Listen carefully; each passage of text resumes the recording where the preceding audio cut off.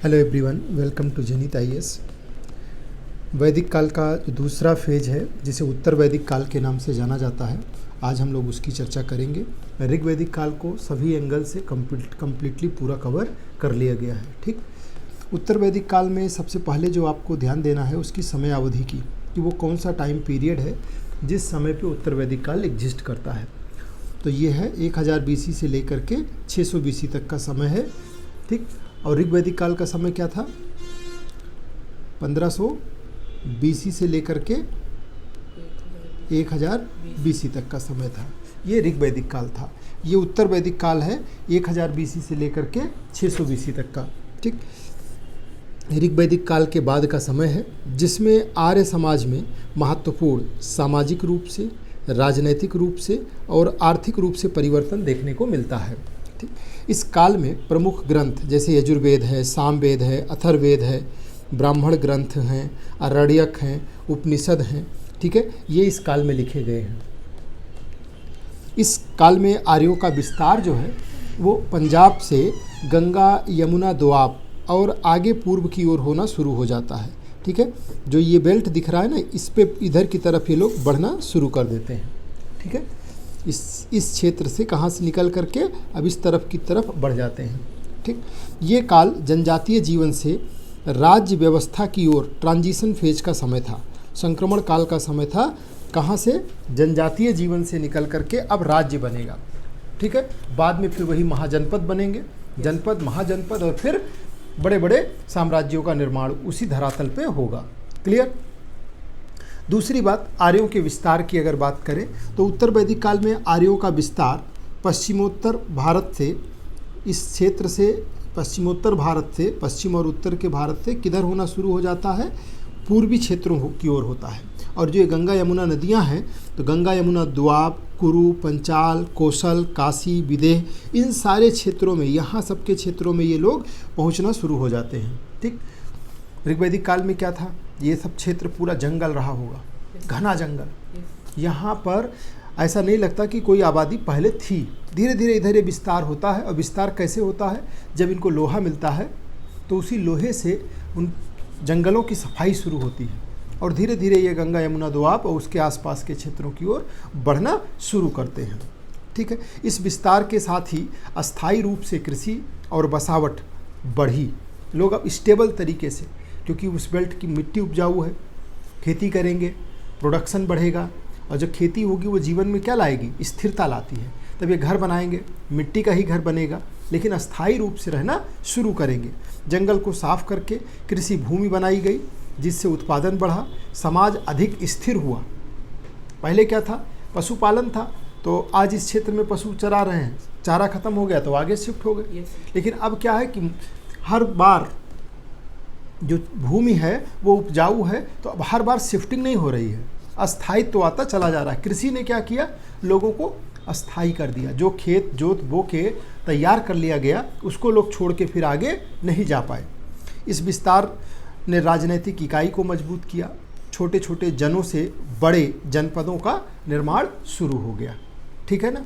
जो जनपद में मान लीजिए 4 जन हैं, अब उसमें जो शक्तिशाली है उसने एक पे कब्जा कर लिया, और शक्तिशाली हो गया उसने दूसरे पे कब्जा कर लिया, ये 3 हो गए, चौथे की तरफ बढ़ गए।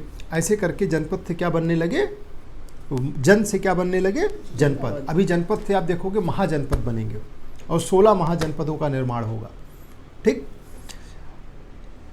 अभी जनपद जो उदय हो रहे हैं, प्रमुख जनपद, तो इसमें कुरु जनपद बना, पंचाल, काशी, कौशल, विदेह जैसे शक्तिशाली जनपद उभरे। ठीक, और ये जनपद राजनीतिक, सांस्कृतिक और धार्मिक दृष्टि से महत्वपूर्ण केंद्र बने। जब व्यक्ति स्टेबल हो गया तो फिर उसका हर तरफ विकास होना शुरू हो गया।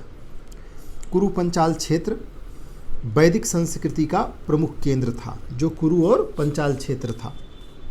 इन जनपदों के शासक अधिक शक्तिशाली हो गए और उन्होंने बड़े बड़े यज्ञों का आयोजन करके अपनी शक्ति का प्रदर्शन किया, और ये जनपद व्यवस्था आगे चल करके महाजनपदों के रूप में विकसित हो जाएगी। फिर जब जनपद अस्थायी होगा तो अगले जनपद पे हमला करेगा, उसको अपने में मिलाना चाहेगा, और 4-6 जनपदों को मिला के फिर क्या बनेंगे? महाजनपद। बाद में कितने महाजनपद हो जाएंगे? 16। अगली बात, राजनीतिक व्यवस्था का विकास हुआ। उत्तर वैदिक काल में जो राजनीतिक व्यवस्था है वो अधिक संगठित हो गई और केंद्रीकृत हो गई। केंद्रीकृत होने का मतलब शक्ति जो है एक व्यक्ति के हाथ में, एक इंस्टीट्यूशन के हाथ में जाने लगी। राजा का पद वंशानुगत हो गया, राजा का बेटा ही राजा बनेगा ये तय होने लगा और उसकी शक्ति में वृद्धि हुई। सभा समिति जैसी संस्थाओं का महत्व कम हो गया, जो राजा पर नियंत्रण रखती थी, जो कंट्रोल रखती थी, जो लोकतांत्रिक व्यवस्था को बनाती थी, उनकी क्या हुआ?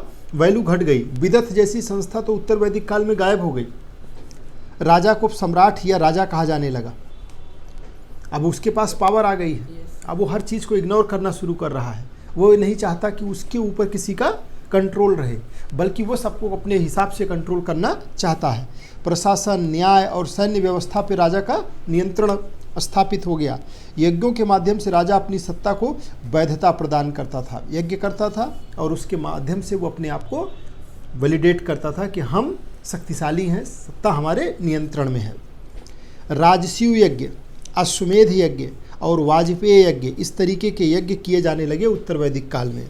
इस काल में राजाओं ने अपनी शक्ति और प्रभुत्व दिखाने के लिए राजसूय यज्ञ, अश्वमेध यज्ञ और वाजपेय जैसे यज्ञ किए। अश्वमेध यज्ञ विशेष रूप से महत्वपूर्ण था, जिसमें एक घोड़ा छोड़ दिया जाता था और उसके मार्ग में आने वाले क्षेत्रों पर अधिकार जताया जाता था। घोड़ा जिधर जिधर जाएगा सब क्षेत्र उसका, और जो घोड़े को पकड़ेगा उसको युद्ध करना होगा।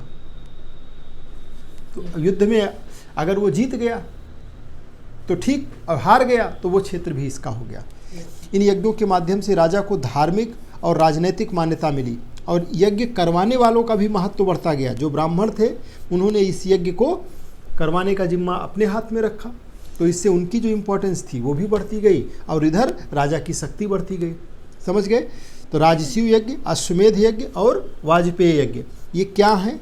इस तीनों के बारे में हम डिटेल में आगे चर्चा करेंगे। सभा और समिति का पतन हो गया। ऋग्वैदिक काल में सभा और समिति ये महत्वपूर्ण संस्थाएं थी। कब? ऋग्वैदिक काल में। क्या रोल प्ले करती थी ये सभा और समिति? राजन को नियंत्रित करती। यस। तो इन दोनों संस्थाओं का अब महत्व कम हो गया और राजा अधिक शक्तिशाली हो गया। उसने निर्णय लेने की प्रक्रिया पर नियंत्रण स्थापित कर लिया।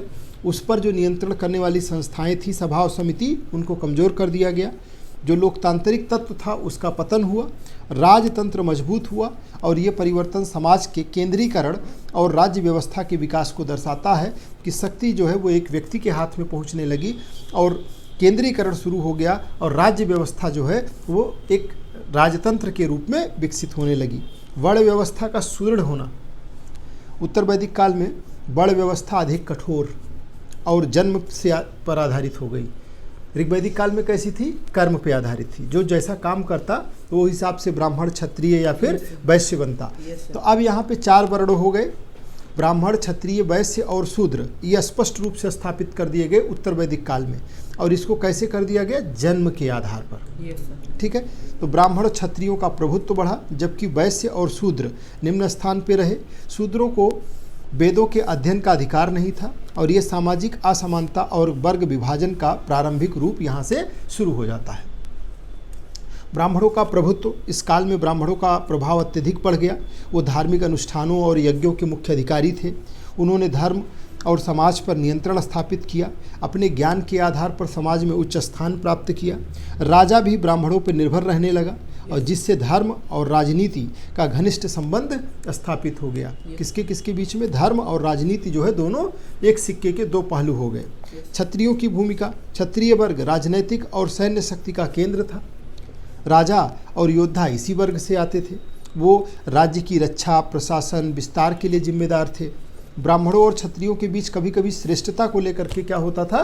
संघर्ष होता था, लेकिन दोनों ही वर्ग समाज के शीर्ष पे बने रहे।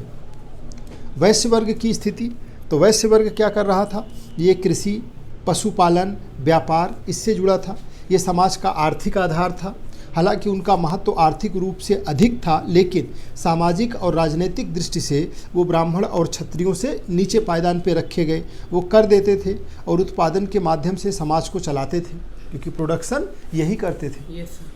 शूद्रों की स्थिति उत्तर वैदिक काल में अगर आप देखोगे तो शूद्रों को समाज में सबसे निम्न स्थान प्राप्त था। उनका कार्य जो है अन्य 3 वर्णों की सेवा करना। उन्हें शिक्षा, यज्ञ और धार्मिक कार्यों में भाग लेने का अधिकार नहीं था। ये सामाजिक असमानता का स्पष्ट उदाहरण था जो आगे चल करके जाति व्यवस्था में परिवर्तित हो गया और हमारे समाज का कोड बन गया। अगला हुआ परिवार व्यवस्था। उत्तर वैदिक काल में संयुक्त परिवार प्रचलित था और परिवार का मुखिया कौन होता था? वो पुरुष होता था और उसे कुलपति कहा जाता था।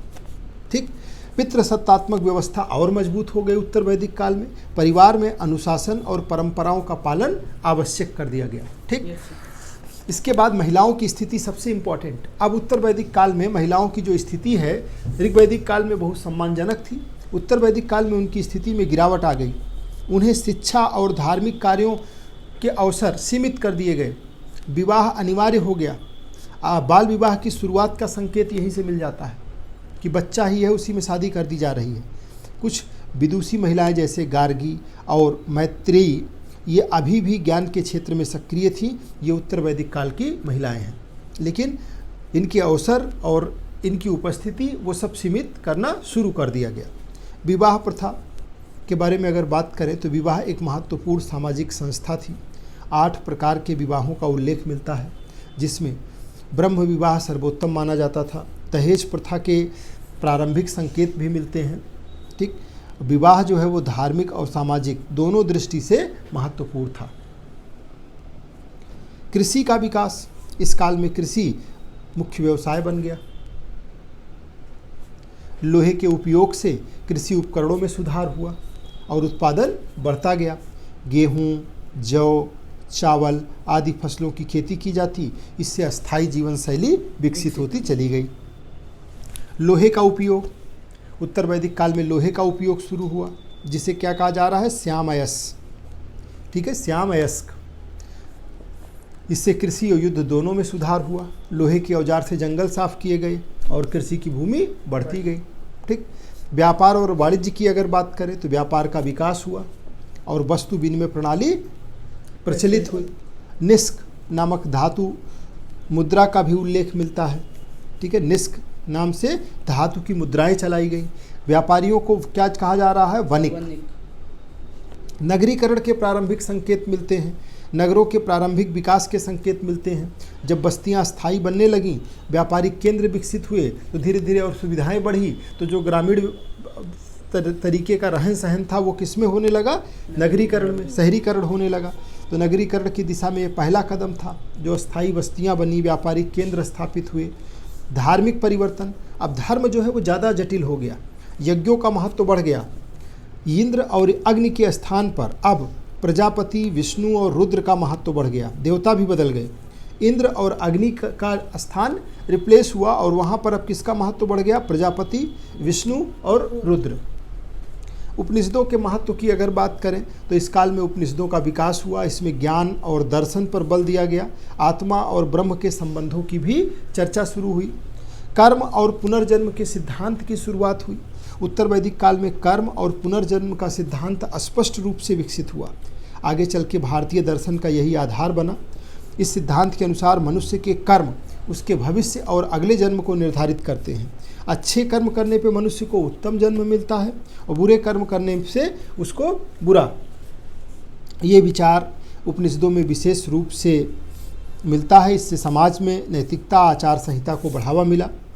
साथ ही इसने लोगों को धर्म और कर्तव्य पालन के लिए प्रेरित किया और जीवन के उद्देश्य को आध्यात्मिक, स्पिरिचुअल जो है डायरेक्शन में ले जाने की कोशिश किया। आश्रम व्यवस्था का विकास हुआ। उत्तर वैदिक काल में मानव जीवन को 4 आश्रम में, ब्रह्मचर्य, फिर उसके बाद गृहस्थ, फिर वानप्रस्थ और फिर संन्यास, 4 में विभाजित किया गया। कहा गया कि ब्रह्मचर्य में शिक्षा प्राप्त की जाती थी। गृहस्थ में आश्रम में परिवार और समाज के प्रति कर्तव्यों का निर्वहन किया जाता था। वानप्रस्थ में व्यक्ति सांसारिक जीवन से धीरे धीरे अलग होने लगता था और फिर संन्यास में पूर्ण त्याग करके घर द्वार छोड़ के मोक्ष प्राप्ति के लिए प्रयास करता था। इस व्यवस्था ने जीवन को व्यवस्थित और संतुलित बनाया। ये सामाजिक और धार्मिक दृष्टि से अत्यंत महत्वपूर्ण थी और व्यक्ति के जीवन को चरणबद्ध तरीके से संचालित करती थी। शिक्षा प्रणाली की अगर बात करें तो उत्तर वैदिक काल में शिक्षा प्रणाली मुख्यतः किस पे आधारित थी? गुरुकुल। विद्यार्थी जो है वो गुरु के आश्रम में रह के शिक्षा प्राप्त करते थे। शिक्षा का उद्देश्य केवल ज्ञान प्राप्त नहीं करना था बल्कि चरित्र निर्माण और नैतिक मूल्यों का विकास भी था। वेद, उपनिषद, व्याकरण, गणित, खगोल शास्त्र ये सारे विषय पढ़ाए जाते थे। शिक्षा मुख्यतः ब्राह्मणों तक सीमित थी जबकि शूद्रों को इससे वंचित रखा गया, वो पढ़ नहीं सकते थे। गुरु शिष्य संबंध अत्यंत महत्वपूर्ण था और अनुशासन का विशेष ध्यान रखा जाता था। ये प्रणाली भारतीय शिक्षा की आधारशिला मानी जाती थी। ब्राह्मण ग्रंथों का महत्व। उत्तर वैदिक काल में ब्राह्मण ग्रंथों की रचना हुई। इसमें यज्ञों और धार्मिक अनुष्ठानों की विस्तृत व्याख्या की गई। ये ग्रंथ वेदों के कर्मकांड भाग को स्पष्ट करते हैं और बताते हैं कि यज्ञ कैसे किए जाएं। ऐतरेय ब्राह्मण और शतपथ ब्राह्मण इसका प्रमुख उदाहरण है। ये ग्रंथ हैं। इन ग्रंथों के माध्यम से ब्राह्मणों का महत्व बढ़ा क्योंकि वो ही इन जटिल अनुष्ठानों को संपन्न कर सकते थे। इससे धर्म जो है वो अधिक कर्मकांड प्रधान हो गया। समाज में धार्मिक जटिलता बढ़ गई और ब्राह्मण ग्रंथों ने सामाजिक और धार्मिक जीवन को गहराई से प्रभावित करना शुरू कर दिया। इसके बाद में देखिए आरण्यक ग्रंथ। आरण्यक ग्रंथ जो है वो ब्राह्मण ग्रंथों और उपनिषदों के बीच की कड़ी है। जो आरण्यक ग्रंथ हैं वो ब्राह्मण और उपनिषदों के बीच की, इसकी रचना उन लोगों के द्वारा की गई जो वन में रह करके आध्यात्मिक साधना करते थे। ठीक है, आरण्यक, अरण्य माने जंगल होता है। इन ग्रंथों में यज्ञों के बाहरी स्वरूप के बजाय आंतरिक और दार्शनिक अर्थों पर जोर दिया गया है। आरण्यक ग्रंथों ने धार्मिक चिंतन को कर्मकांडों से हटाकर ज्ञान और ध्यान की ओर मोड़ा। ये ग्रंथ भारतीय दर्शन के विकास में महत्वपूर्ण भूमिका निभाते हैं और उपनिषदों के लिए क्या करते हैं? सही मार्ग प्रशस्त करते हैं। फिर उसके बाद सामाजिक असमानता की अगर बात किया जाए तो उत्तर वैदिक काल में सामाजिक असमानता स्पष्ट रूप से क्या हो गई? बढ़ गई। वर्ण व्यवस्था कठोर हो गई। जन्म के आधार पर व्यक्ति का समाज के अंदर स्थान निर्धारित होने लगा। ब्राह्मण और क्षत्रिय उच्च स्थान पे थे, वैश्य और शूद्र कहाँ चले गए? नीचे। ब्राह्मण का बेटा ब्राह्मण, क्षत्रिय का क्षत्रिय, वैश्य का वैश्य होगा, शूद्र का शूद्र होगा। ये जन्म के आधार पर फिक्स कर दिया गया। शूद्रों को शिक्षा, यज्ञ, धार्मिक अधिकारों से वंचित कर दिया गया। इससे समाज में विभाजन और भेदभाव बढ़ा। ये असमानता आगे चल करके किस में परिवर्तित हो गई? जाति व्यवस्था में, जिससे भारतीय समाज को लंबे समय तक प्रभावित किया और फिर भारतीय समाज को पूरी तरह से तोड़ के रखा, जिसका शिकार आगे आप इतिहास में देखोगे कि हमारा खंडित समाज बार बार लुटता रहा, बर्बाद होता रहा और कभी वो एकजुट नहीं हो पाया। राज्य की अगर अवधारणा की बात करेंगे तो उत्तर वैदिक काल में राज्य की अवधारणा क्या हुई? मजबूत हुई और जातीय व्यवस्था से संगठित राज्य प्रणाली का विकास हुआ। राज्य की शक्ति बढ़ी। उसने प्रशासन, न्याय और सैन्य व्यवस्था पर नियंत्रण स्थापित किया। राज्य अब केवल जनों तक सीमित नहीं रहा बल्कि एक संगठित राजनीतिक इकाई बन गया। राजा को ईश्वरीय प्रतिनिधित्व माना जाने लगा कि राजा को कोई चैलेंज ना कर सके। राजा भगवान का प्रतिनिधि है, इस रूप में उसको दिखाया जाने लगा और उसकी सत्ता को धार्मिक मान्यता दी गई। इससे केंद्रीकृत शासन प्रणाली का विकास हुआ। तो जो ये व्यवस्थाएं इस तरीके से सामने आईं और इन व्यवस्थाओं ने जो प्रभावित किया ना, तो उसका परिणाम रहा कि बाद में हमको पुनर्जागरण के लिए 100 साल देना पड़ा। राजा राम मोहन राय, ईश्वरचंद्र विद्यासागर, स्वामी दयानंद सरस्वती और साथ में स्वामी विवेकानंद जैसे लोग अपना पूरा जीवन और एक सदी लग गई, 100 साल लग गए समाज को क्या करने में? फिर से जोड़ने में, जागरूक करने में। ठीक। अगला देखिए कर प्रणाली की अगर बात करेंगे तो उत्तर वैदिक काल में कर प्रणाली विकसित हो गई। ऋग वैदिक काल में आपने देखा था बलि स्वेच्छा से देने वाला कर था। राजा को जो लोग चाहे वो स्वेच्छा से कर दे सकते थे। अब यहाँ पे क्या हो रहा है कि एक कर प्रणाली डेवलप हो गई जिसमें प्रजा राजा को क्या देती है? बलि या फिर कर। ये कर कृषि उपज, पशुपालन और व्यापार से प्राप्त होता है। करों का उपयोग राज्य के संचालन, सेना के रखरखाव और यज्ञों के आयोजन में किया जाता था। इससे प्रशासनिक व्यवस्था मजबूत हुई, राजा की शक्ति बढ़ी। कर प्रणाली ने आर्थिक संगठन को व्यवस्थित किया और राज्य को स्थिरता प्रदान किया। और ये स्वैच्छिक नहीं रह गई, कंपलसरी हो गई, पर कर देना ही देना है। सेना के विकास की अगर बात करें तो उत्तर वैदिक काल में अस्थायी सेना की अवधारणा विकसित हुई। राजा अपनी शक्ति बनाए रखने और राज्य की रक्षा के लिए सेना का उपयोग करता था। सेना में रथ होते थे, घोड़े होते थे, पैदल सैनिक होते थे। युद्ध अब अधिक संगठित और योजनाबद्ध हो गए। सेना के विकास ने राज्य विस्तार और राजनीतिक शक्ति को बढ़ाने में महत्वपूर्ण भूमिका निभाई। इससे राजा की स्थिति और अधिक क्या हो गई, मजबूत होती चली गई।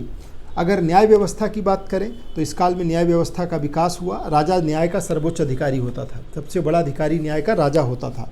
विवादों का निपटारा करता था, कानून आधारित व्यवस्था बनाए रखता था। धर्मशास्त्रों और परंपराओं के आधार पर न्याय दिया जाता था। अपराधों के लिए दंड निर्धारित थे। सामाजिक नियमों का पालन आवश्यक था। इससे समाज में अनुशासन और व्यवस्था बनी रही। दास प्रथा की अगर बात करें तो उत्तर वैदिक काल में दास प्रथा के प्रारंभिक संकेत मिलते हैं। युद्ध में बंदी बनाए गए लोगों को दास बना लिया जाता था, उनसे काम करवाया जाता था। दासों की स्थिति निम्न थी, उन्हें स्वतंत्रता नहीं थी। हालांकि ये प्रथा जो थी बहुत व्यापक नहीं थी, लेकिन इसके अस्तित्व का प्रमाण मिले हैं। ये सामाजिक असमानता का और एक भयानक रूप था।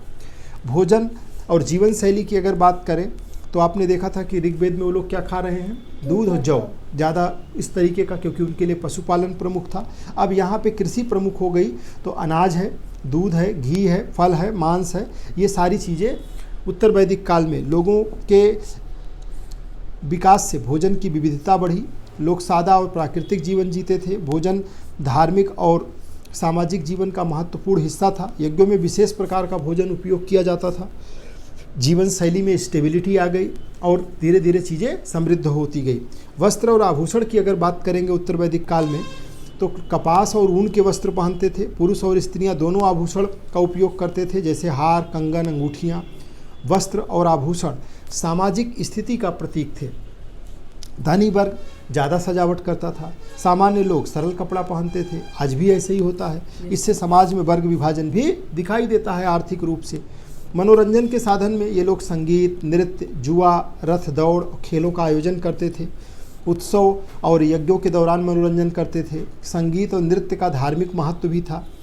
इससे समाज में सांस्कृतिक जीवन का विकास हुआ। लोगों के बीच में एक सामाजिक जो संबंध था वो क्या हुआ, मजबूत हुआ। ठीक। यज्ञों का आर्थिक महत्व, यज्ञ की जो प्रक्रिया थी बहुत खर्चीली थी, जिससे आर्थिक संसाधनों का बड़ा हिस्सा इसी में खर्च होता था, यज्ञ में ही।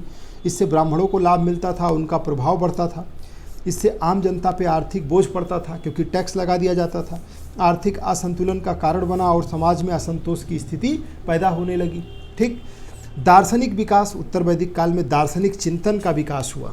ठीक है, ये बहुत महत्वपूर्ण है। इसमें जीवन, आत्मा, ब्रह्म, इन सब के बारे में गहराई से विचार हुआ। उपनिषदों में इन विषयों की गहराई से चर्चा की गई। इससे आध्यात्मिकता का विकास हुआ। धर्म का स्वरूप बदलने लगा और जो भारतीय दर्शन है उसकी नींव यहीं से पड़नी शुरू हो जाती है। महाजनपदों की नींव भी आपको यहीं दिखाई देगी।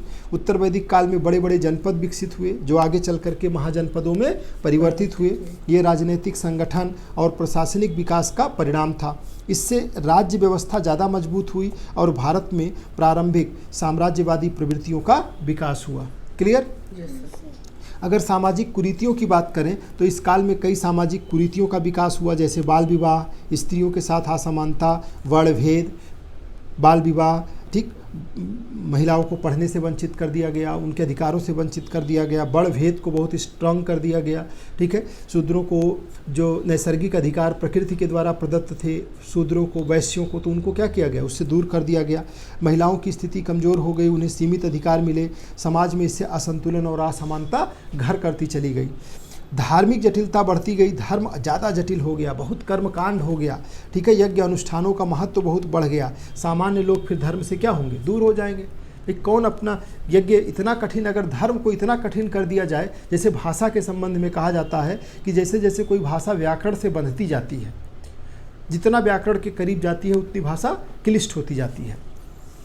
पहले लोग संस्कृत में बात करते थे, संस्कृत आम बोलचाल की भाषा थी, लेकिन जैसे जैसे संस्कृत व्याकरण में बंधती गई वैसे वैसे संस्कृत क्या होती गई, क्लिष्ट होती गई और आम बोलचाल की भाषा से दूर हो जाएगी। उसकी जगह अब भ्रंश भाषा आई, फिर अवहट्ट आई, फिर उसके बाद भाषाओं के विकास का क्रम चलता रहा। बाद में खड़ी बोली हिंदी आ गई, जिसमें आज हम लोग बात कर रहे हैं। ठीक है। तो धर्म का स्वरूप कठिन और सीमित होता चला गया, लोग इससे कटते चले गए। और फिर यही अगली स्टेज में भी आप देखोगे कि बौद्ध धर्म, जैन धर्म का विकास होगा। जब लोग इन धर्मों से धर्म जब ज़्यादा जटिल हो गया, ये जो धर्म समाज का था, तो लोग नया ऑप्शन चूज करने लगे। और जब भगवान बुद्ध, महावीर स्वामी, ये लोग जैन धर्म, बौद्ध धर्म की बात करेंगे तो लोग उधर तेज़ी से प्रभावित होंगे, क्योंकि वहाँ इस तरीके की जटिलता नहीं है, इतने कर्मकांड नहीं है, वहाँ पे बड़ विभाजन नहीं रहेगा। उत्तर वैदिक काल के महत्व की अगर बात करें तो देखिए, उत्तर वैदिक काल भारतीय इतिहास का एक महत्वपूर्ण चरण है, जिसमें सामाजिक, राजनैतिक और धार्मिक संरचनाओं का और डेवलपमेंट होता है।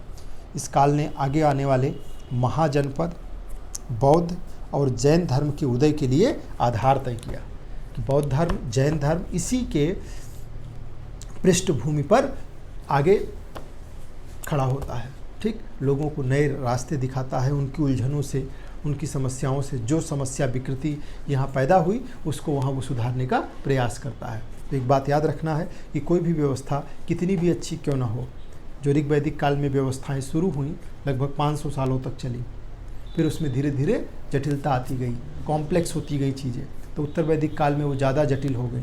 जब ज़्यादा जटिल हो गई, अगले 400-500 साल में वो इतनी जटिल हो गई कि लोग उससे ऊब गए, थक गए। जब थक गए तो फिर उन्होंने नया विकल्प 6ठी शताब्दी BC में क्या बना लिया, बौद्ध धर्म का, जैन धर्म का, उधर लोगों का आकर्षण बढ़ता चला गया। ठीक, तो क्या हमने बताया कि कोई भी व्यवस्था कितनी भी अच्छी क्यों ना हो, अगर वो लंबे समय तक एग्जिस्ट करती है तो उसमें कुछ ना कुछ खामियां स्वतः प्रवेश कर जाती हैं। ठीक है, वो रिजिड होता चला जाता है। तो अब हम लोग इस पे रिलेटेड जो क्वेश्चंस हैं उसकी चर्चा करेंगे इस टॉपिक से, कि किस तरीके से एग्जामिनर ने उत्तर वैदिक काल से क्वेश्चंस पूछे हैं, कैसे पूछा जा सकता है। इस कंप्लीट टॉपिक को अच्छी तरीके से क्वेश्चन आंसर्स के थ्रू रिवाइज करेंगे, समझने का फिर से प्रयास करेंगे, फिर उसके बाद अगले टॉपिक की तरफ चलेंगे। ठीक।